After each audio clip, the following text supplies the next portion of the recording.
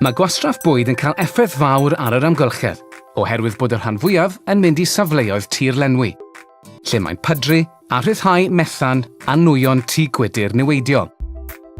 Y peth gorau y gallwn ei wneud gyda'n bwyd yw ei fwynhau. Ond mae peth gwastraff yn anochel, enghraifft croen banana, bagiau te a chrafion.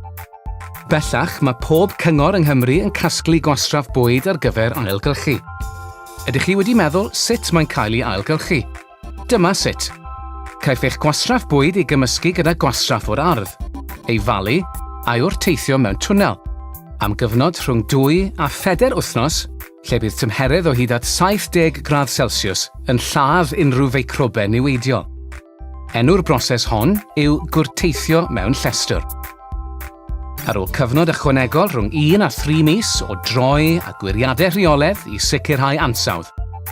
Mae'r gwrtaith yn barod i gael ei ddefnyddio fel cyflyrydd mewn parciau lleol, ar ffermydd a gerddi. I gael mwy o wybodaeth am ailgylchu bwyd, ewch i ailgylchudrosgymru.org.uk.